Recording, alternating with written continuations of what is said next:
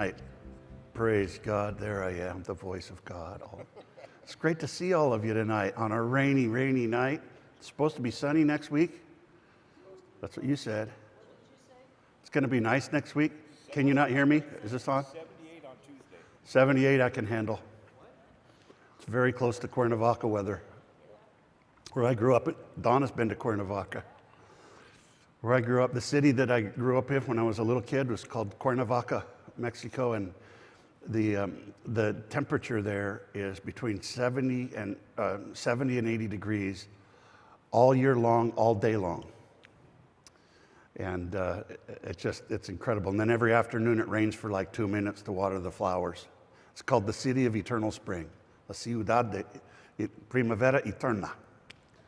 So I call it, that's what the weather's going to be like in heaven. It's going to be Cuernavaca weather.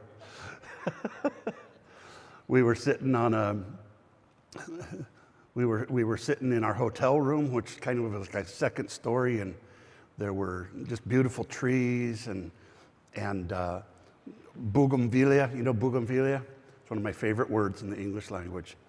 This flower in Mexico that has all these beautiful, and it smells gorgeous. And I was in Jesus's room, and we looked out, not this Jesus, but my other buddy Jesus, and there's a wall, and there's this old ancient portal, like a doorway that was to an old house. It was a sugar plantation from Cortez back in like 1500s. That's what this hotel was. Oh yeah, it was along an aqueduct, right? The aqueduct from the sugar plantation, and then this just flowers growing over this doorway. And I just said, man, I said, brother, that's the Puerto de los Cielos. That's the door to heaven right there. Said, if I ever get a terminal illness, just take me down there, and it won't even be like a transition, you know. Well, good to see all of you here tonight. You want to start with some prayer? Grab a prayer partner or two and just ask somebody, how can I pray for you tonight, all right? We'll take about 5 minutes to do that, and then we'll gather back in.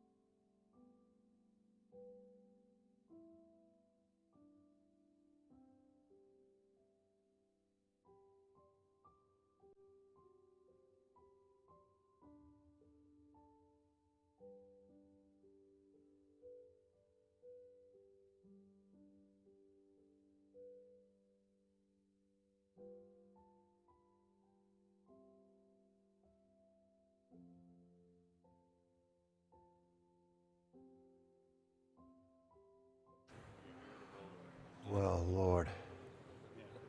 So great to see all of you here tonight. And I'm afraid that the church is going to tip over this way because it's so much over on this side, but it doesn't really matter. Thank you so much for coming. We've been in a series. We're gonna wrap it up unless, let me just ask you this, since you're coming on Wednesday night. We're gonna take a couple of weeks off on Wednesday nights. We typically do this for spring break, and we just have found, it's good to take breaks from things. It doesn't kill it or whatever. And then we'll be back, whatever, you have to look on the church calendar. It's 2 weeks off and then we're back, I think. And what kind of series would you guys be interested in next? I had a veteran pastor tell me years ago, the problem with a lot of pastors is they're answering questions nobody's asking. Go ahead.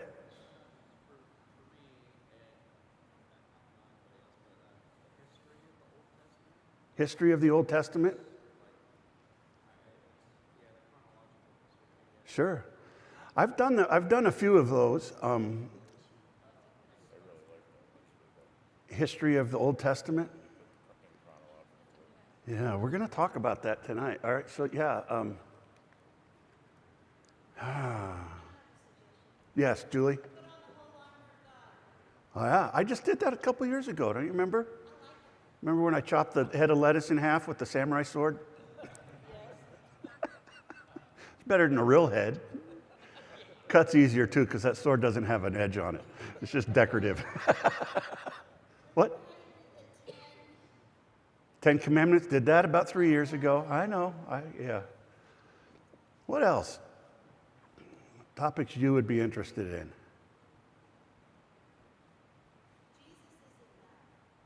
Jesus is enough? That's a Sunday morning series. That's a gospel. I come to bring the gospel on Sunday mornings. Wednesday nights, I kind of like try to dig into stuff that's the weird. And by the way, how this series came from is that's a lot of the questions that I get from adults and kids are from these weird stories. Pastor Mike, what in the world is going on with that? Anybody else, George? Sure, yeah, yeah.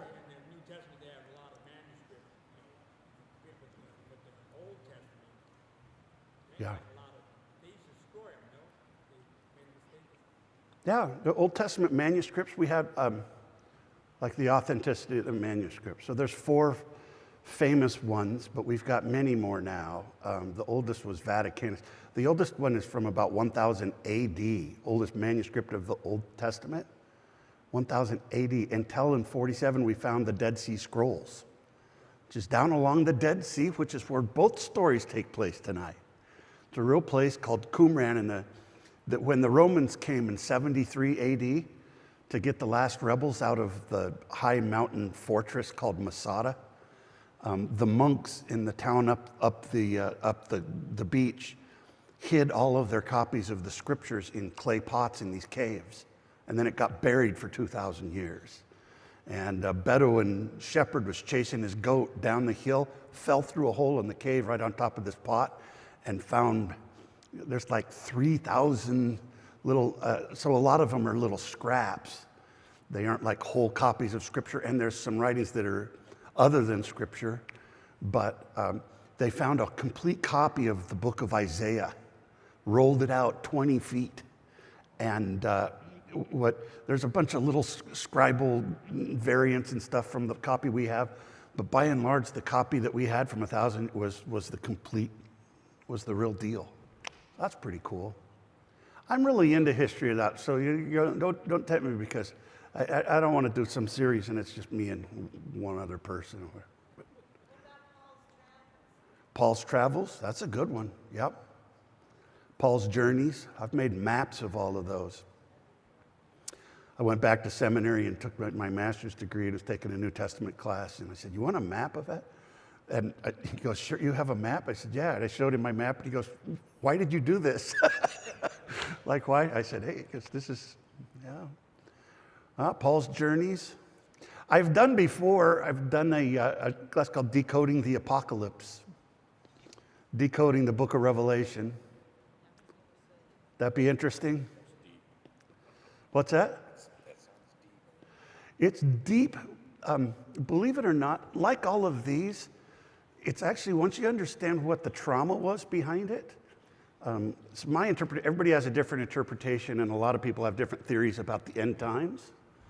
But for me, most of what's in the book of Revelation isn't a prediction of future. It's kind of like, it's a prophetic. Remember last week we read the Valley of Dry Bones? It's an apocalyptic prophecy. That's what Revelation is. So sometime in the 1800s, there was a real move towards, academic trying to predict the future and stuff because the turn of the century was coming. And they turned the whole thing into like a prediction of the future and lost most of the message. But most of Revelation is like the dry bones. It's trying to preach encouragement to the early church. But raise your hand if that would be interesting. Nobody. Great. The Revelation? All right. History of the Old Testament? Raise your hand. Book of Revelation? Raise your hand. Paul's journey? Raise your hand. All of the above? Raise your hand. Okay. I'll pray about it. See which one gets it. Because I got to be excited too, because if I'm not excited about it. Okay. So just for a review, so those of you that is the first time, raise your hand if this is your first time weird stories from the Old Testament. All right. So, okay. So let me just review. This is the history in a nutshell. All right. And by the way, I didn't invent this. A man named Julius Wellhausen, German, was a college professor and began to notice certain aspects of the Bible, which had been taught the same way for 2,000 years, right, or more. And somewhere around 300 BC, the rabbis and the scholars and the people who were putting it together, they just started, the Greeks, it was their fault. They really thought it was really important to nail down who wrote the books of the Bible. And so they went down through the list and they said, let's say Moses wrote all five of the first five books. And Jeremiah wrote Jeremiah, all of it, and Isaiah wrote all of Isaiah, and on down. Samuel wrote the books of 1st and 2nd Samuel, and Jeremiah wrote 1st and 2nd Kings. None of that's in those books. There's no place in the first five books that says that Moses wrote the first five books. So that was just, and so I've said this before, I don't like to mess with the Bible, the Word of God, but I'll mess with people's traditions all day long. I'm not loyal to human interpretation, right? And so that was their guess. At some point, like during the 1600s in some places, like in England, you weren't saved unless you declared that Moses wrote the first five books of the Bible. So I would be called a heretic by some people. Wellhausen had to leave his post but anyway, what he began to notice is that, have you ever noticed in some of the stories, like even in the creation story or the Noah's flood or those stories, that it gets repetitive? That it like tells the same story twice? You're like, why did it tell that twice or even three times? I thought Noah was already in the ark. Why is he getting in the ark again? And he began to notice that, and also in the original language, that sometimes one whole chapter, like the first chapter of Genesis, it says, and then God created the heavens and the earth, and he created the planets and the animals, and his name is God, God, God, Elohim. And then when you turn the page, his name is Yahweh Elohim. And he uses the Hebrew word Yahweh for his name. And it's not just a little bit, there's no crossover. And so it just began to dawn on him that maybe the assumption that Moses wrote everything, maybe that wasn't correct. Maybe this was written over years in different eras with different parts of the history. And so even just the parts of the history that we understand from the Bible is that at some point there was a north and south kingdom. The north kingdom was called Israel, and the south kingdom was called Judah. That's just going to come up tonight. And the south kingdom was made up of the two southern tribes, and the northern kingdom was made up of the 10 northern tribes. And then at some point, the Assyrians came in and conquered the north. And so now everybody's living in Jerusalem. They had a king named Hezekiah, and there were prophecies that came out, like Isaiah and Amos.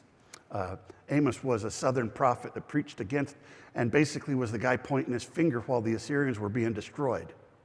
That it's all your fault, and you messed up, and this is why. And so not all of the north got wiped out, but like 80% of the people and 90% of the land was conquered.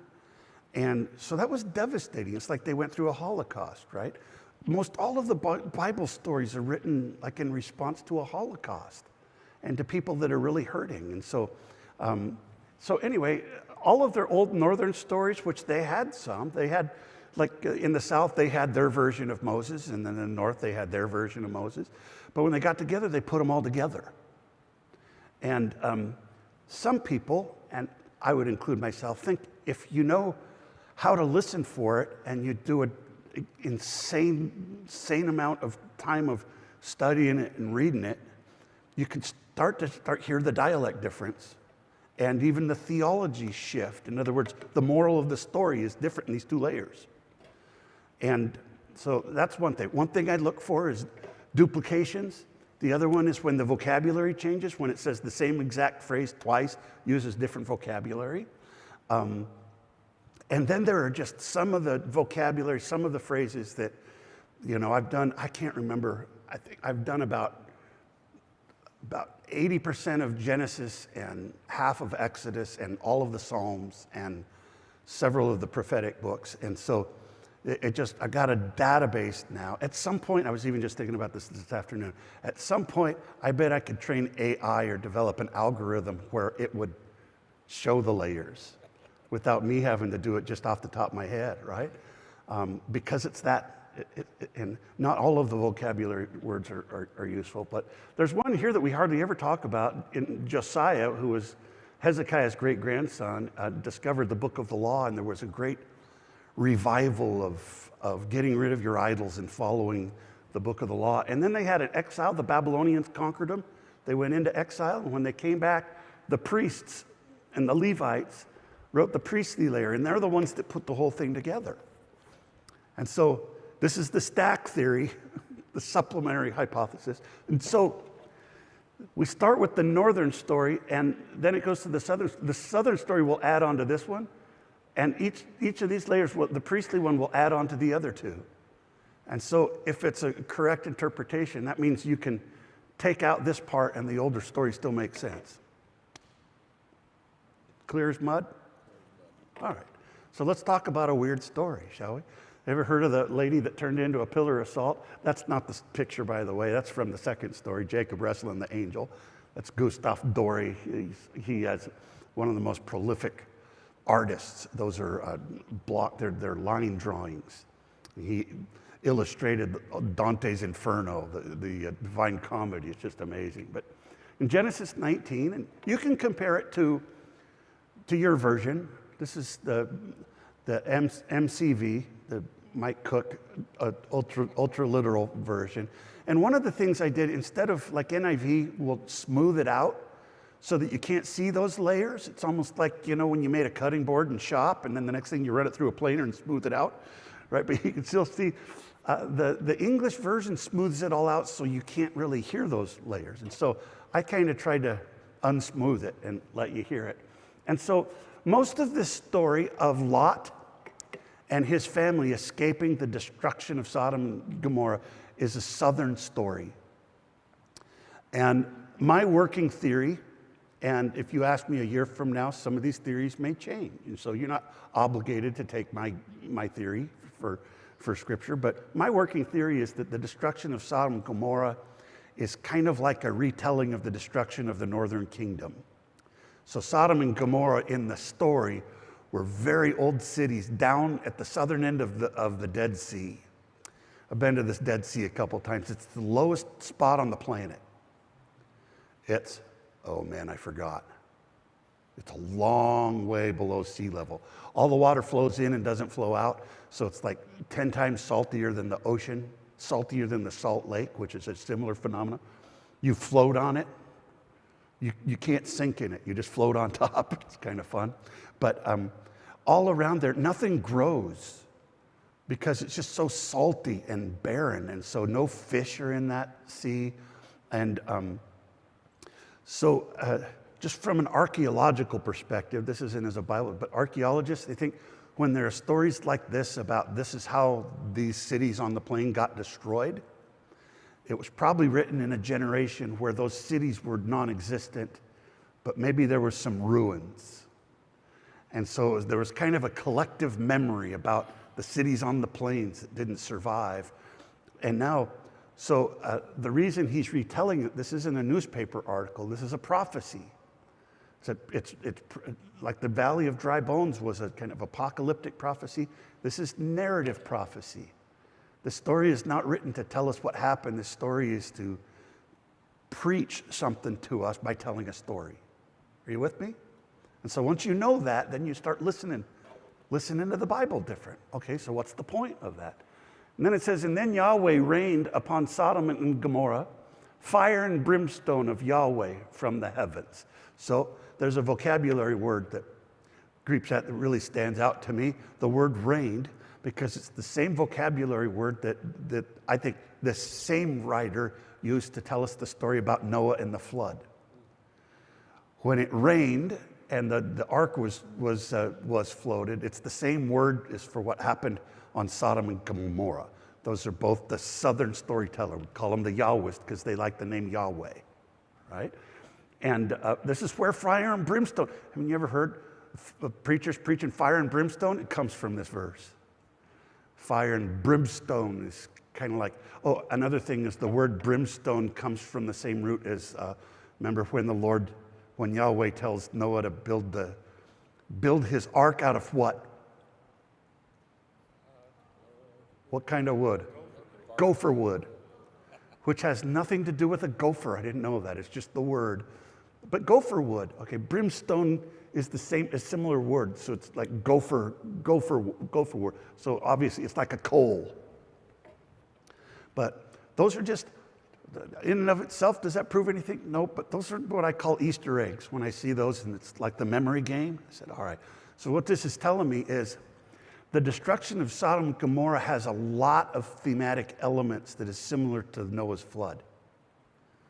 And it's the same thing. He saves one family with his family. He saves one guy, one righteous man with his family. Everything else is destroyed. And so Noah's flood is about the destruction, and now we have another destruction story. And he overthrew those cities and all the plain and all that dwelt in the cities and what grew on the ground. And so a couple of things. In a minute, he's going to change the word because it's a different storyteller. What Yahweh does is he overthrows.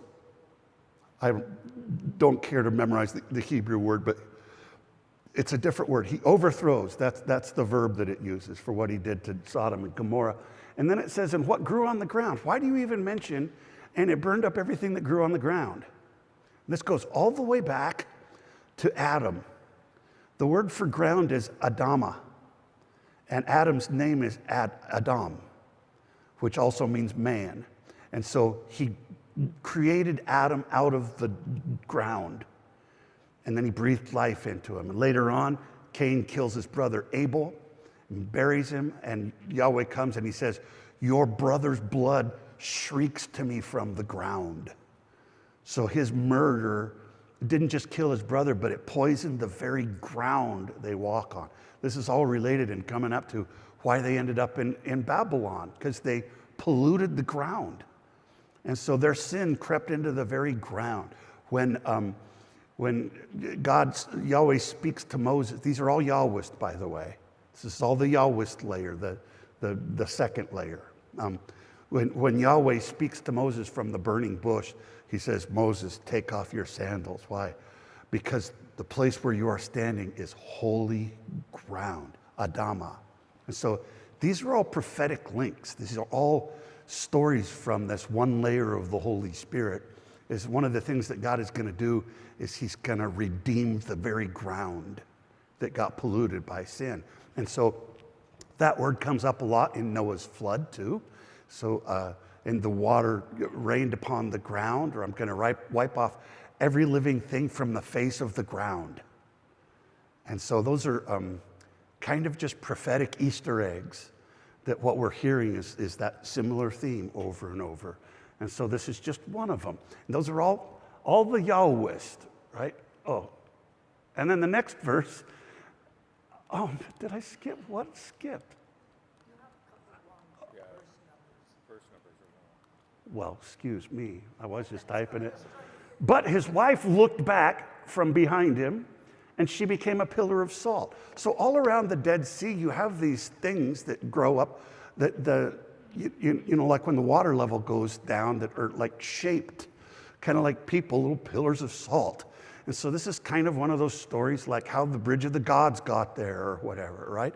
That she turned back. People say, so did she really turn back into a pillar of salt? My answer to that is different than a lot of people. Some people will argue till their death. Absolutely, it exactly happened like that. Other people will say, absolutely, that's just an analogy or a metaphor or whatever you call it, right? I don't know which, you want to take a vote?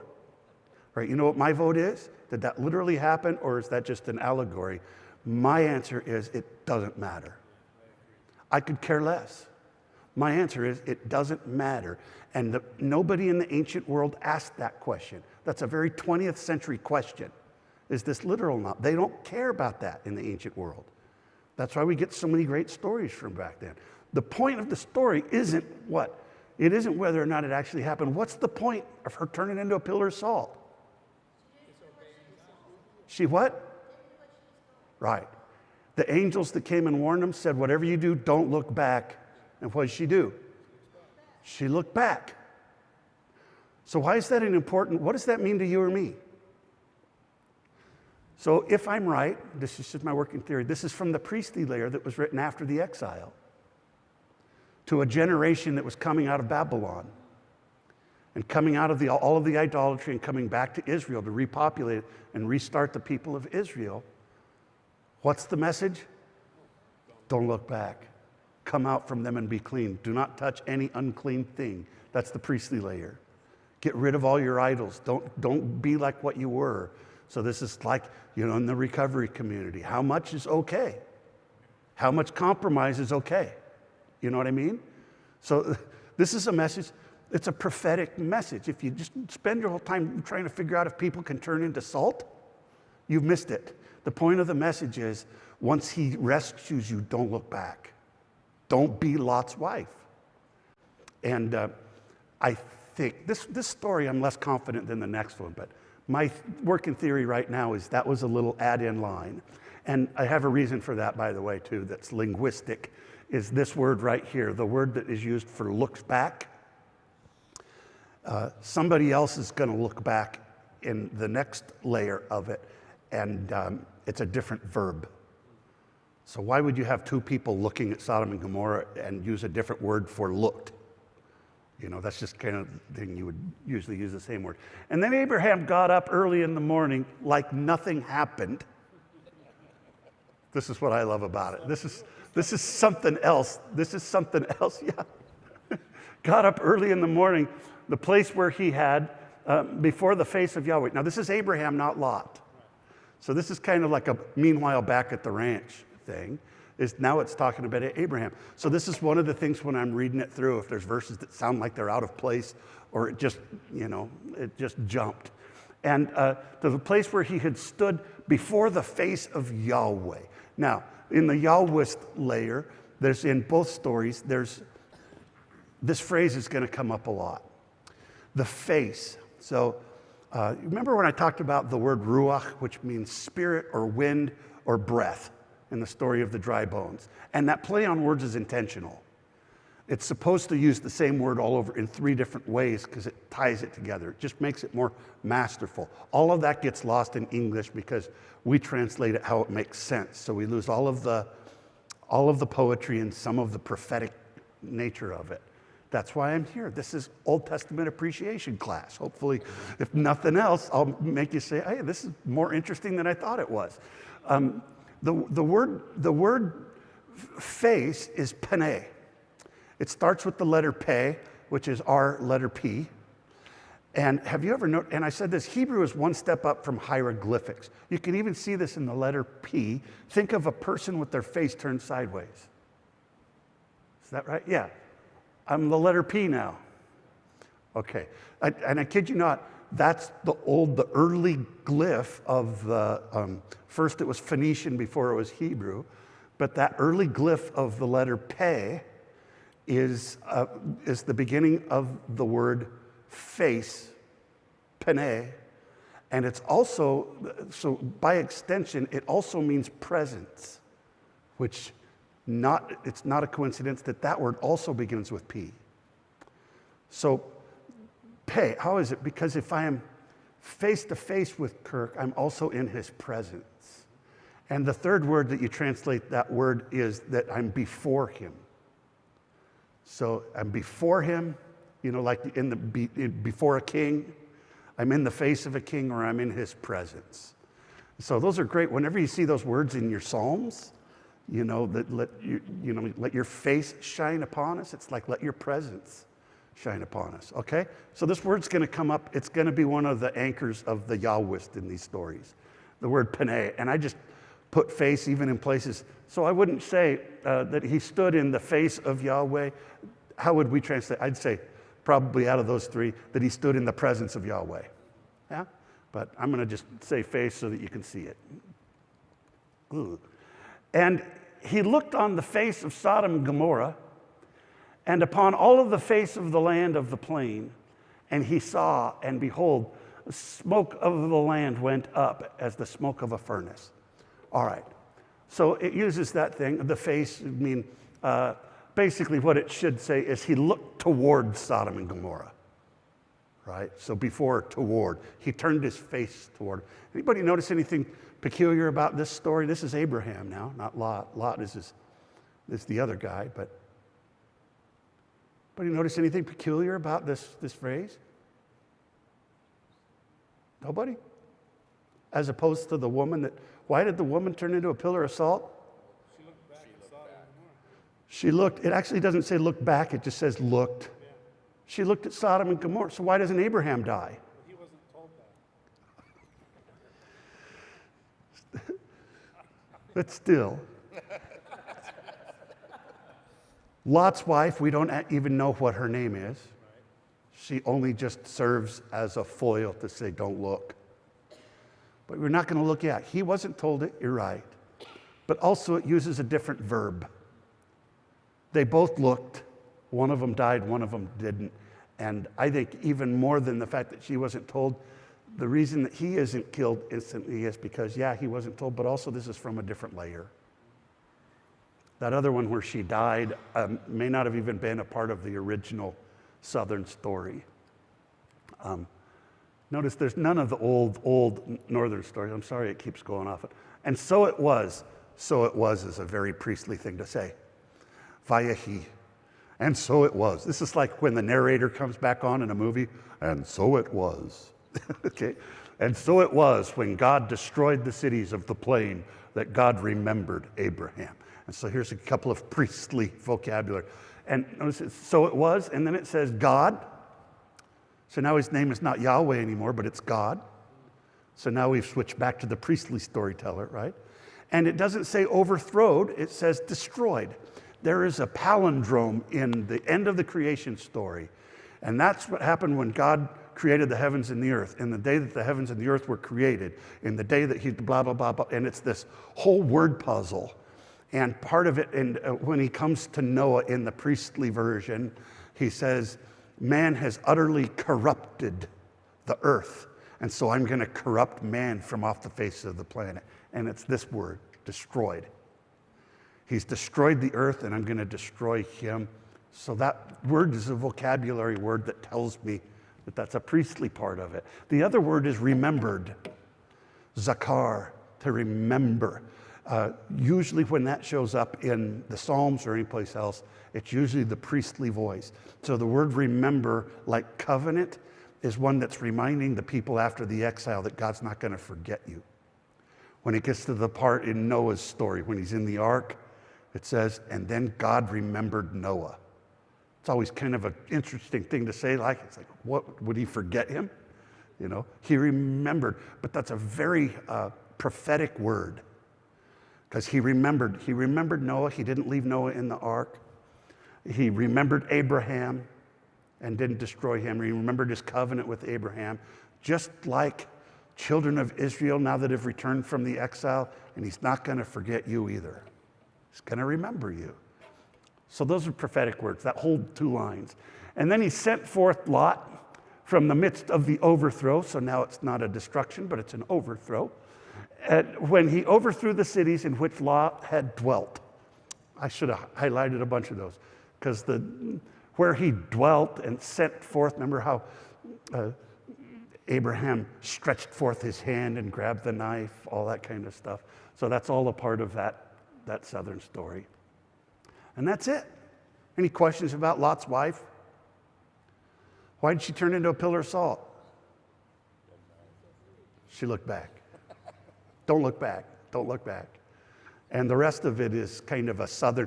Notice there wasn't any northern parts of that. That was all the Yahwist and then the priestly. So that was from the southern kingdom, because I think it was a prophecy about the northern kingdom that got destroyed. And by the way, the first part of that chapter is horrible. I didn't read it.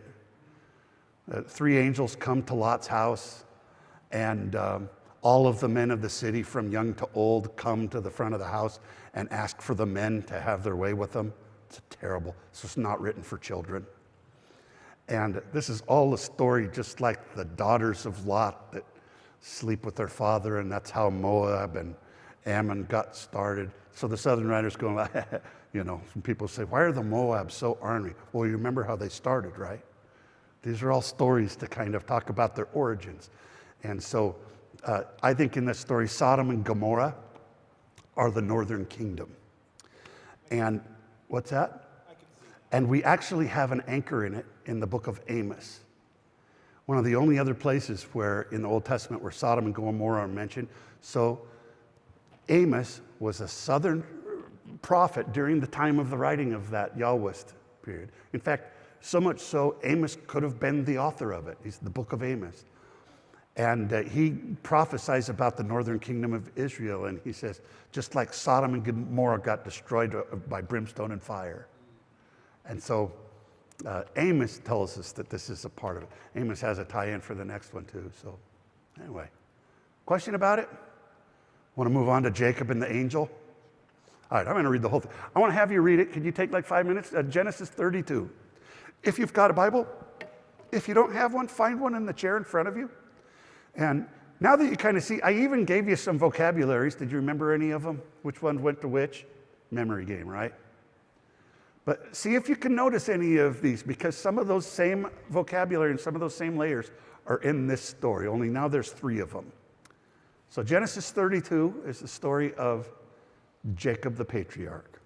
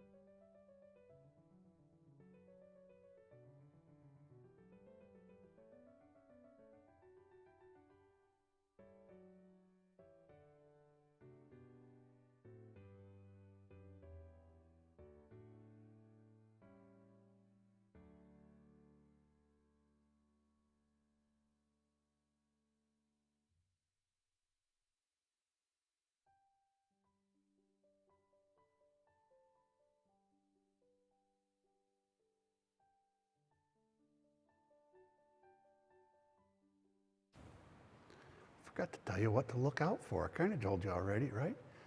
Times that the same thing is said twice with different words. Times where it tells the same thing over again, kind of repeats itself. Times where it kind of even, one part of the story contradicts the other part of the story. One where it calls him Lord and one where it calls him God. That's probably the hardest one in English, because when I say Lord and God, I mean the exact same thing. When I'm preaching, there is absolutely no difference between those two. It's just preference. Or Lord God. And then sometimes NIV doesn't even translate it correctly. So that's really hard. That's why I don't know if that bothers anybody that I use the name of Yahweh when I translate scriptures for Sunday morning, but I like to be able to hear that name. But all right, any place in there that seems weird or seems puzzling or odd or? Last verse, 32. What's it say? Therefore, to this day, the Israelites do not eat. Yeah, therefore to this day, the Israelites don't eat the tendon that's attached to the hip. Okay, so just right there, just in case you think I'm crazy that there's layers to it, what does the phrase "to this day" tell you? It's written much later than It was written much later than the story actually happened, right? So already it's well, Wellhausen wasn't crazy. I don't think he was. I don't agree with all his conclusions, but it would be pretty hard to unconvince me that there's layers to these things. And so, yeah, to this day. So even the writer of that might have written that part of the story that, he walked with a limp, but then he added on, all right, that's why we don't eat the tendons. And that's not something that's today. In his day, they didn't eat the tendon for some reason. They had this little tradition. Any other weird parts?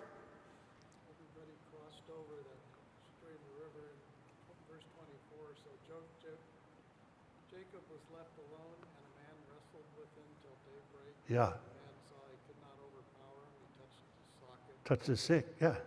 And was it a man? Who's wrestling with Jacob? Is it a man or is it God? Yeah. But in this story, at first it just calls him a man. It does that with the angels in the previous story, too, with Lot's wife. Sometimes it calls them angels, and sometimes it calls them the two men. And then sometimes there's two of them, sometimes there's three of them. So those little things, and I suppose they could have, the priestly layer, when they put it all together, he could have smoothed it all out, got rid of it, but instead he kept it. So, yeah. To God, strange story. I mean, when's the last time God came and physically wrestled with you? And couldn't beat you. And couldn't beat you. This is what's really interesting to me. So in the northern stories, see, I think that's what makes it northern. The oldest northern stories, God can't do everything.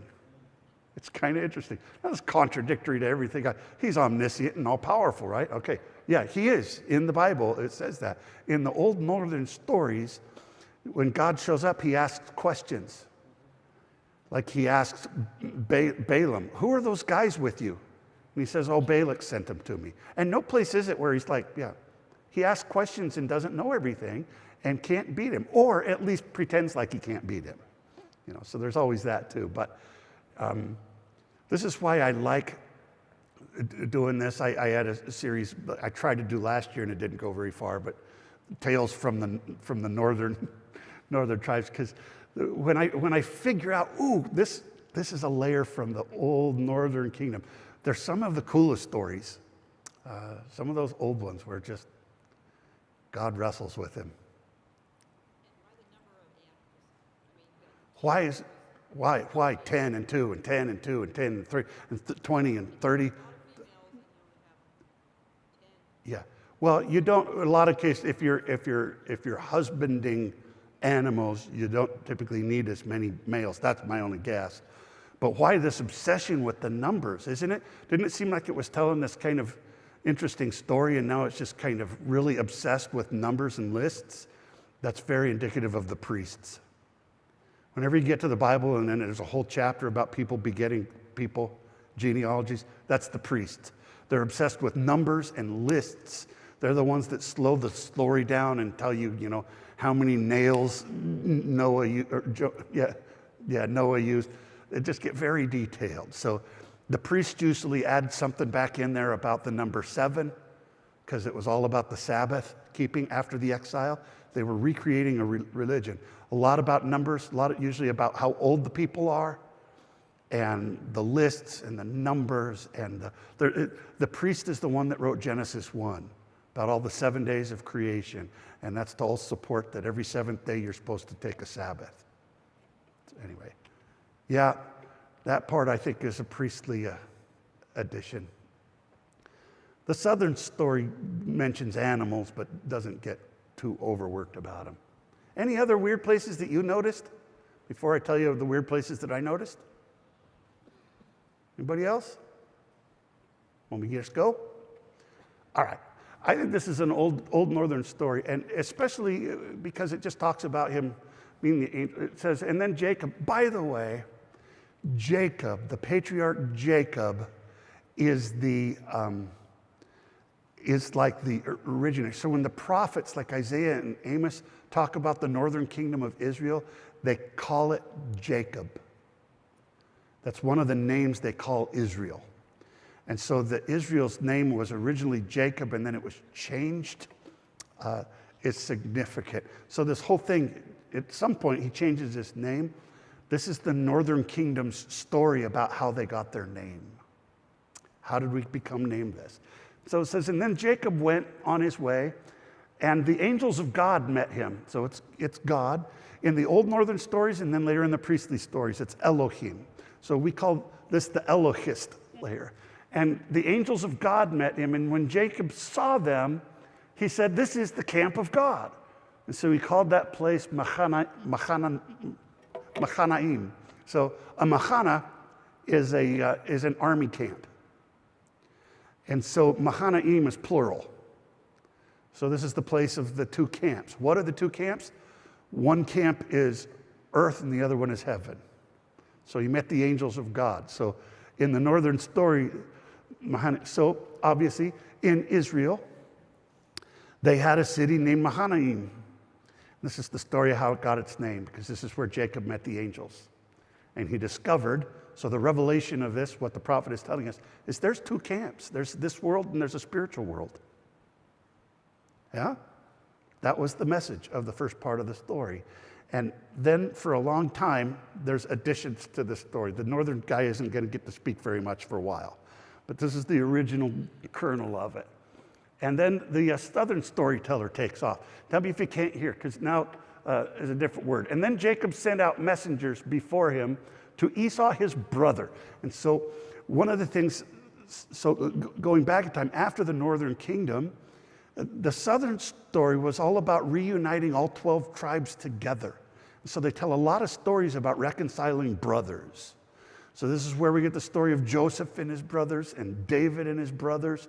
The brother and brother, when you hear a lot of stuff about David and Jonathan being like brothers, there's a lot of brother stories in the southern, because that was the intent of the prophet, was to bring all the tribes together. Okay, so he sent him to Esau, my brother, and the land of Seir in the country of Edom. Edom was southeast of the Dead Sea. And so the border of it was the Jabbok River. And I should have brought a map. But it's southeast, and it was a cousin of Israel and Judah, well, on the other side of the sea. Sometimes they were enemies, sometimes they were friends. But Esau, his name in the beginning of the story of Esau, this is an origin of how Edom got its name. Edom means red. And so it says when he came out, he was all red all over and hairy. So, and that's how the people of Edom got their name. Then there's another story about how he sold his birthright to Jacob, and he said, give me some of that lentil stew. In Hebrew, he says, give me some of that red, which is Edom. So this is the story of the people. So that helps me know this story is about two brothers, one named Jacob and one named Esau, but it's really a story about the reconciliation of the kingdom of Judah, or the kingdom of Israel and the kingdom of Edom. So there's a story behind the story. Are you with me? All right. The land of Seir. And then he commanded them, saying, thus shall you say to the Lord, my lord Esau, Thus says your servant Jacob, I have sojourned with Laban, and I have stayed there until now. The Laban story where he gets his wife is also a southern story from just a little bit earlier. But in particular, the southern storyteller uses a brother, and I don't care who you are. So there's a little bit of guilt because Jacob had tricked Esau out of his birthright. He feels a little guilty, and now he's been away for a long time, and now he's going to come back and reconcile, just like Israel had to come back in the land and reconcile. But I don't care how guilty I feel towards my brother. I'm never going to call him Lord and call myself his servant. So this is a very kind of exaggerated part of this story. There's a lot of humility that he's catching, and this is all a part of that reconciliation of the brothers, the whole servant and Lord thing.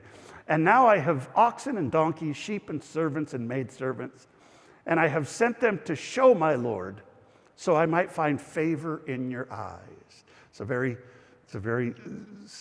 southern Yahwist thing to say. So Moses says to the Lord, if I found favor in your eyes. Abraham says, Lord, if I find favor in your eyes. It's a common phrase, but it's very common to the southern storyteller.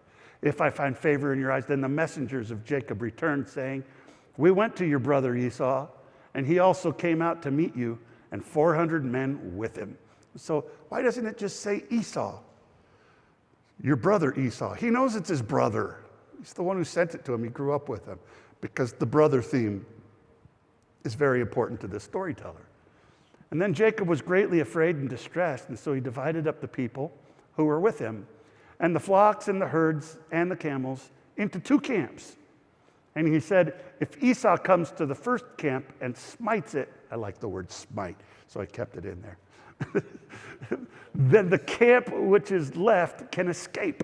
And so here is, so in the southern story, what are the 2 camps? 2 camps of his family. 1 camp here, 1 camp here. In the northern story, there's 1 camp on earth and 1 camp in heaven.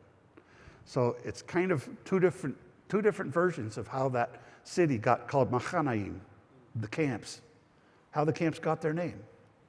There are several, by the way. There's at least 2 different stories of how Beersheba got its name in the Abraham cycles. And so, anyway, so, okay. And then Jacob said, okay, just follow me on it. Just read the yellow parts with me. And then Jacob said, Yahweh, I am unworthy of all of your mercies. That would have been the original. It makes sense that way, doesn't it? And then the priests added some, and this is very priestly language, you can tell. It says, and then Jacob said, God of my father Abraham and God of my father Isaac.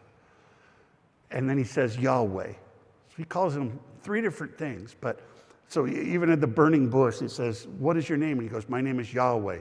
I'm the God of Abraham and Isaac and Jacob. The priests always add that part. And I could show you the parts that are an entire chapter that's all priestly, where Abraham, Isaac, and Jacob. Because what is that? Abraham, Isaac, and Jacob is a prophetic cycle that now we're many generations separated from it. But just as God was faithful to all of them, he's going to be faithful to you too. They're our forefathers. Then Yahweh, who said to me, return to your country and to your kindred, and I will deal well with you. That's all a part of the priestly thing. That's about returning from the exile. Abraham's return, Jacob's return, they all return from Babylon. They all return from the east, just like Israel's going to return after the exile and come back on that same path. And all of the faithfulness, so what did he say? Then Jacob said, Yahweh, I'm unworthy of your mercies and all of the faithfulness which you have done to your servant. For with my staff I passed over this Jordan, and now I have become 2 camps. And so there's this word, pass over. Does that sound familiar to another part of the story? I translated it like that on purpose because the word is abar, which is the same word as when the destroying angel passed over the Israelites when they came out of Egypt.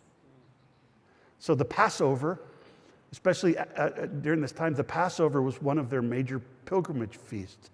And they pass over the Jordan, and they pass over the Red Sea. They use the word Passover a lot. They weave it into their stories. And so it's going to come up quite a bit. For with my staff I passed over this Jordan, and Okay, so which river are they passing over? Here's the Dead Sea. Here's the Jordan River. When you go, I'm trying to do it your way with a physical map. Okay, I have to go opposite. When they cross over the Jordan, they're going back into the Promised Land. All right. The Jabbok River is down here. When you cross over that, you go into the land of Edom. They're not near each other. They're on different parts of the Red Sea. But in this story, okay, last time I passed over this Jordan, and the word is Hazeh, he's looking at the Jordan River there. Now I've become two camps.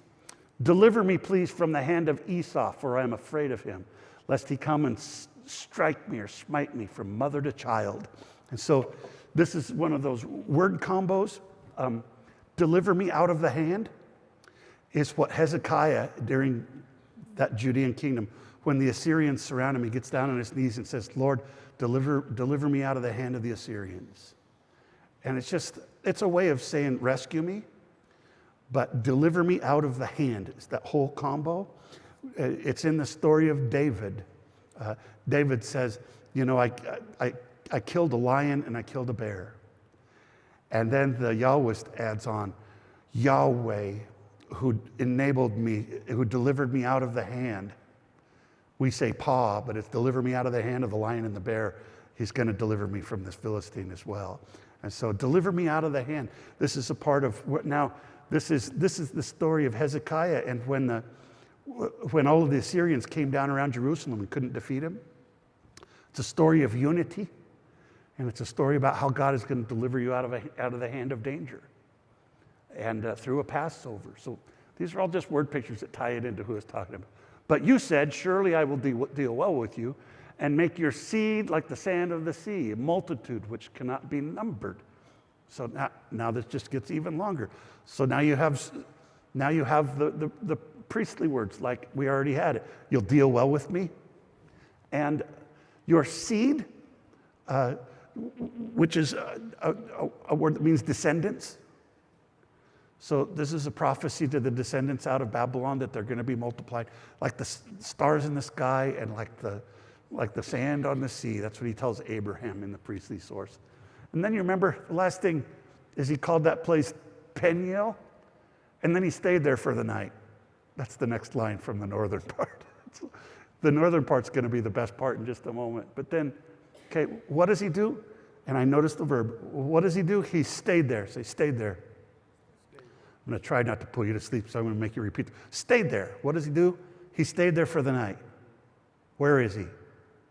He's in Mahanaim, and he's staying there for the night, which is the place called two camps. The northern guy says it's called two camps because there was the earthly camp and the angel camp. The southern guy says there's because he split his family into two camps. All right? And then he took from what was in his hand as an offering for Esau, his brother. So it talks a lot about the hands, stretched forth his hands and took the knife. And it also uses the word offering, a minka, and it talks about the brother again, right? Because the southern story is about reconciling the brothers. The northern story doesn't care about brothers. The northern story is all between Jacob and God, and his name's God. The southern story is about reconciling people. And then the priestly story is all about descendants and how much stuff you're going to bring back from Babylon, like keeping a tally sheet. And then this is the part, sister, that you noticed. 200 she-goats and 20 he-goats, 200 ewes and 20 rams, 30 nursing camels and their colts, 40 heifers and the bulls and 20 donkeys and 10 foals. Does that make the story any better? Doesn't add anything. The priest after the exile, they were the ones that were going to keep Israel alive by making sure they obeyed all the rules. A lot of the laws from Leviticus that are really hard to read, that's the priestly layer, those guys. That's these laws that are just over and over in lists. And I want to play that right now. I want to play that scene from Monty Python's Holy Grail, where he's going, the number of counting shall not be 3. He goes, skip a bit, brother. Okay, all right. And then he gave them into the hands of his servants. Each drove by themselves. And so he uses this word drove. Do you remember in Genesis 1, each according to their kinds? And when the Noah's story happens, the priest says, and then he divided them up and all the animals came according to their kinds. One of the polemics that's kind of gets lost in it is after the exile, the priest really felt like it was important that Israelites and the other nations stayed separate and didn't intermarry. That's a major theme of Ezra and Nehemiah. And so all of this separating into the separate droves, there's a lot of the word separate is kind of a theme. And then he said to his servants, pass over before me, and you shall make a space between drove and drove. And then he commanded the first, saying, when you meet Esau, my brother, and he inquires, saying, whose are you and where are you going? And whose are these before you? Then say, your servant Jacob's. It is an offering sent by my lord Esau. And behold, he is also behind us. Before us is that word pene, by the way. The face, in my presence, before us. And it's going to become really obvious in just a second. But that word is used a lot in this story. And he also commanded the second and also the third. And also that came behind the droves, saying, this is the word you should give to Esau when you find him. And also say, behold, your servant Jacob is behind us. Whenever I hear things started to go, and he also said, why didn't he just say it in the first place? This place, by the way, I am not really confident in the, I wouldn't bet a lot of money on the fact that I've got all the yellow and blue parts right in this section. It gets a little blurry. And so, but now watch what happens.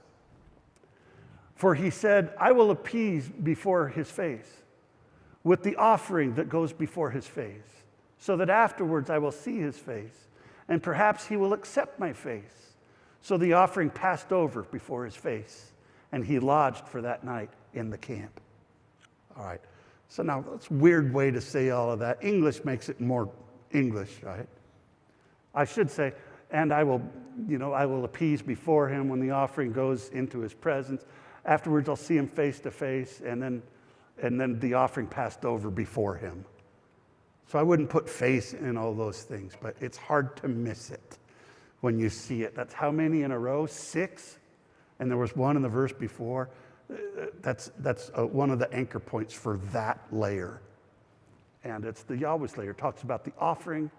And during the time of Hezekiah in the Judean kingdom, when the Yahweh was being written, was the heyday of the sacrifices. That was when the emphasis was all about the temple. The temple, the original temple, still stood in Jerusalem. That's where we get the story, part of the story of Abraham and Isaac, that on this mountain the Lord will see to it, because it was an emphasis on the sacrifices. And so that's what the offering is. And then he rose up that night, and he took 2 of his wives and 2 of his maidservants and 11 of his young men. Once again, lists, right? Numbers and lists. And he crossed over the ford of the Jabbok. Curious to me, in one part of the story, he's standing on the bank of the Jordan. And in the other one, now he's going to cross the Jabbok, which are not the same river. It's completely different geology. And so in the Yahwist, the yellow layer, he's concerned not only about reconciling the brothers, but also about coming back into the promised land. In the priestly section, it's different. And he took them and he passed over the brook, and he passed over what he had, and Jacob was left by himself. And so remember in the verse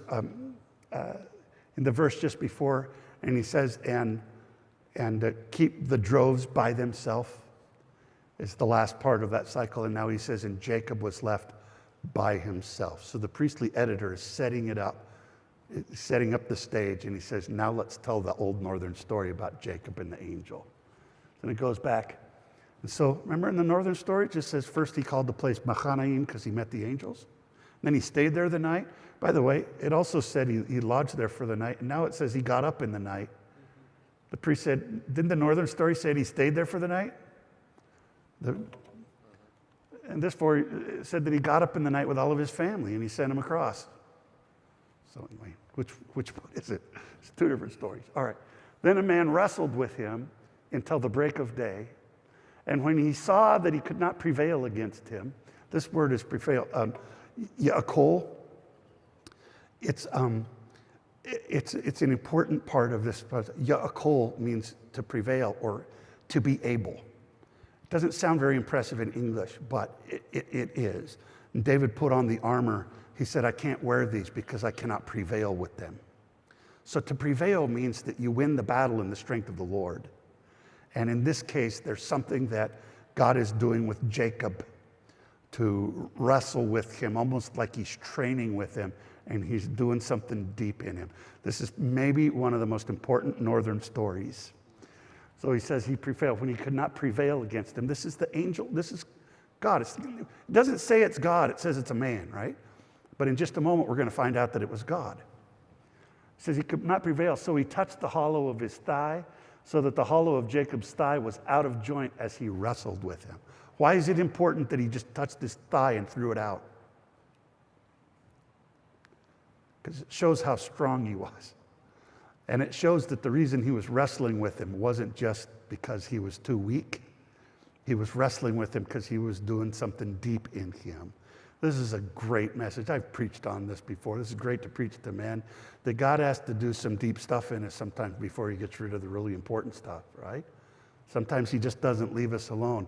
Jacob was going to go back into the promise, and God says, you're not going to go back in until I've done some deep work in you. And by the time I'm done with you, you're going to be walking funny. It's an awesome story. I love it. Reach down and touches his hip just to show him who the boss is. So how you live the first part of your life is not how you're going to live this next season. It's just so cool. Anyway, and he wrestled with him. And then he said, let me go, for the day is breaking. Notice twice he uses the word for what is it when it's turning morning, is the day breaks. Okay? And then he said, I will not let you go unless you bless me.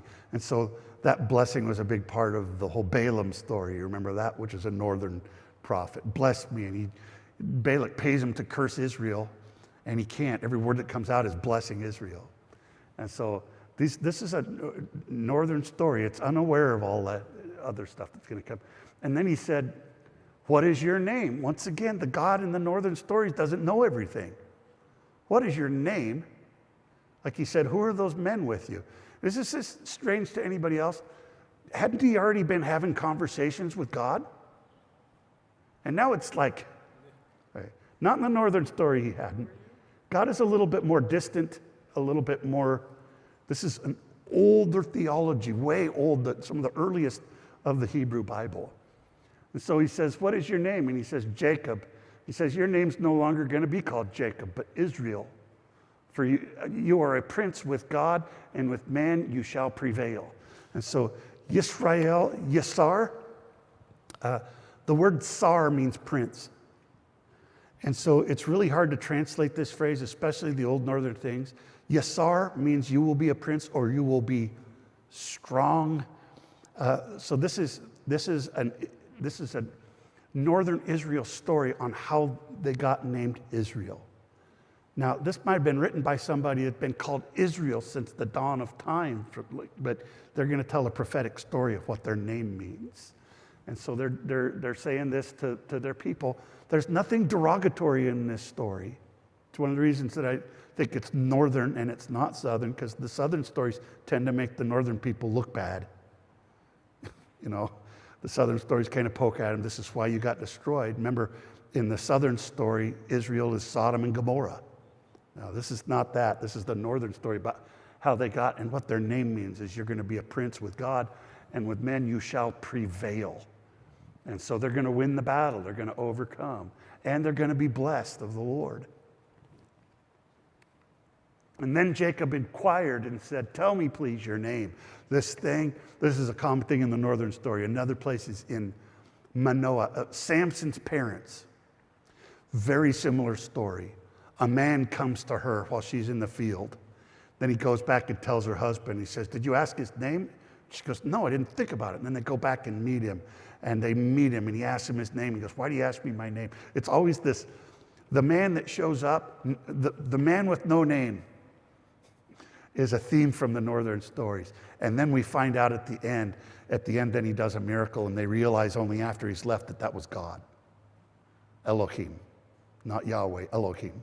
And so the man with no name who was actually God the whole time, only I didn't know it. So from Jacob's perspective, he thought he was wrestling against a man, right? But now he says, tell me my name. And he goes, why do you ask me my name? And he never tells it. Then he blesses him there. And so Jacob called the place of that name Peniel. Remember Pene? Presence. All of those, the presence. And so Peniel was the name of a place. From the northern story, the reason it got that name is because why? Because he was in the presence of God. For I have seen God face to face, the Peniel, the face of the presence, and my soul was delivered. And that's a great place to end that story, don't you think? But oh no, there's more. And then the sun rose up upon him as he passed Penuel. And they spell it different. In the Hebrew Bible, this verse spells it different than the verse in head. So that's not just a little thing, because anybody writing that in ancient Hebrew would have noticed that. But they kept it. So in the south, they pronounced it Penuel. In the north, they pronounced it Peniel. Both of them mean the face of God. And he limped upon his thigh. And then the last narrator says, and that is why the children of Israel, which is what the priests call them, because it's not just the nation of Israel anymore. After the exile, it wasn't the nation of Israel and the nation of Judah, like in the story of the Valley of Dry Bones, which is all priestly. He calls them the children of Israel. Son of man, the Valley of Dry Bones is the children of Israel, and I'm going to raise them up. So this is the voice of that third guy. And this is why the children of Israel will not eat the tendon which is upon the hollow of the thigh, even to this day, for he touched the hollow of Jacob's thigh in the tendon that shrunk. I can't find my glasses, so I'm half blind. So that's the best I could do. Well, what do you think? Questions? Yes. I'm going to ask this for Roy. Yeah. So, Doesn't matter. it says no man looks upon the face of God. Right. And then here it says that he wrestles with God Yeah. as man. Right. Explain. So one of the things you'll notice from layer to layer is their theology shifts.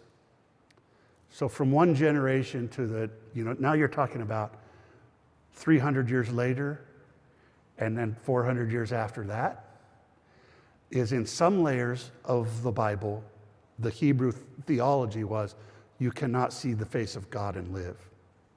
So the miracle for him, he said, I'm calling this place because in the northern, especially in the old northern stories, you can't look on the face of God and live. And he says, I can't believe I just looked on his face and lived. So I gave the name place. But what was the other one? Yeah, there's another place in another northern story. I just forgot it. I remembered a lot of them tonight. But in another place where he says no one can look on the face of God and live. That phrase is from a northern story. And so, because there are other places when, the angel of Yahweh shows up. The angel of Yahweh is the southern version, I guess, of this. If this story was rewritten in the south, it would have been the angel of Yahweh that came and wrestled with him. Just like the angel of Yahweh tried to kill Balaam on his donkey, right? That's another version of that. In the old Jacob story, it's just a man, and he realizes afterwards that it was God the whole time. Yes, sir?